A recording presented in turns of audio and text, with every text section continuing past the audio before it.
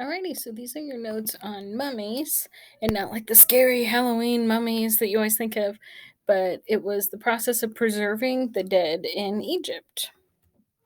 So the first thing you need to know is what were the mummies? They were actually dead pharaohs. They did not typically mummify just anyone or the average person. The average person would have been just buried in the sand out in the desert because the process to mummify someone was very expensive. It took a lot of time. So only the wealthiest could afford it, and that usually meant pharaohs, their family, possibly some of the higher officials, but usually it was just the royal family. And they would also even mummify pets and animals because you wanted to take with you into the afterlife the things that were important to you on earth.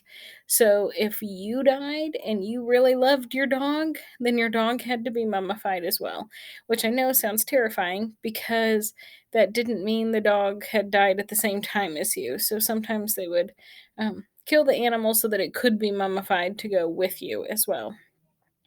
The chemicals used in the climate of Egypt actually preserve the bodies really well. So they use all these special chemicals to mummify it, and it actually helped so that when archaeologists started discovering these mummies, thousands of years later, the bodies were actually very well preserved. And mummies were found quite often, and a lot of people think that it ended just 100 years ago, but the last mummy found was actually in April 2014, and there might have been even more recent ones. Um, but even in the last 10 years, they have found mummies. It took about 70 days to go through the entire mummification process, so a couple months. So, why did they even make mummies? Well, the Egyptians believed that the pharaohs would be their link to gods in the afterlife. Remember, he's part god, so they believed that the pharaohs would help them preserve relationships with gods even within after they had passed. So they needed to protect and preserve their pharaohs so that the pharaoh would be happy and would, you know, give a good message. It's like, oh, when you get there, tell them we're awesome, okay? That kind of thing. So protect, preserve your pharaoh so that he's going to say the right things for you. So they had to prepare these bodies for the afterlife. And the priest in charge would wear a mask of a jackal because it represented the god Anubis. The god Anubis was in charge of mummification. So they wanted to keep it all a very religious traditional ceremony. So Ka is actually the soul or spirit. That's what they would have called the soul or spirit. And it was kind of like your double, an invisible twin that lived in your body. And when you died, your invisible twin would float out of your body.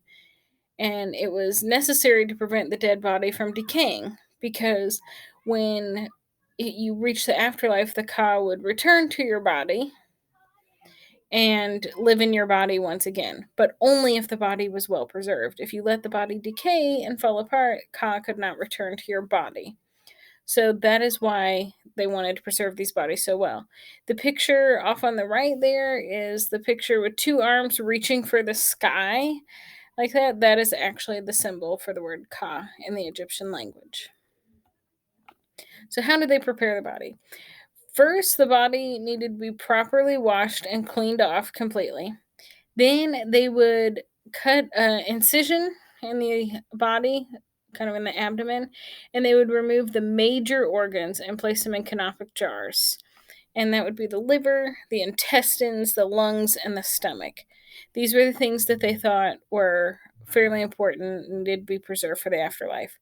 They actually thought the brain was useless and that it served no purpose in the human body, so it would be thrown away. And it was actually really gross how they did it. And you're going to see in an activity soon.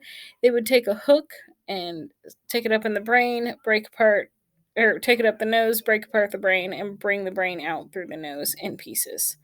The heart, however, they felt was the center of intelligence and emotion, so they left the heart inside the body. The canopic jars were decorated with the heads of the four sons of Horus. Remember, that's who they believed Pharaoh was. And each canopic jar guarded a different organ. So I might not say these names right, but Imsidi was the human head. That's this one right here. The liver would be placed in that jar. Quebetsinef had the head of a falcon, and he would have the intestines placed inside him. Hapi was the baboon head that has the lungs, and Duimatef had the head of a jackal, and that would be the stomach. And the four jars were put inside like a special treasure chest that then went inside the tomb with the mummy. So the mummification process, after you've cleaned it, you've removed the organs, you soak the body in natron for 40 days, which is a drying solution. It's kind of like baking soda and salt, basically. So it dries out the whole body for 40 days. Then they would put the body up kind of on an incline or tilt the table up so that all the liquids and natron would fall to the bottom in a pan and they could get rid of it. It's like all the this is so gross. All the juices from your body would soak into the natron and then you just discard all of it.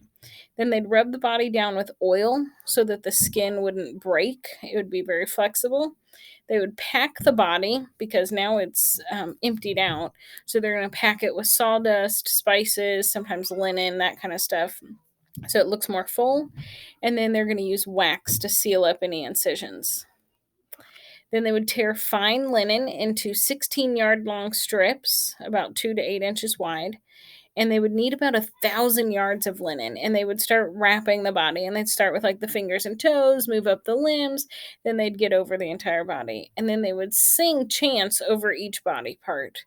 They would secure the linen with tree resin or like sap, and they would tuck in an amulet every few layers, like a good luck charm type thing.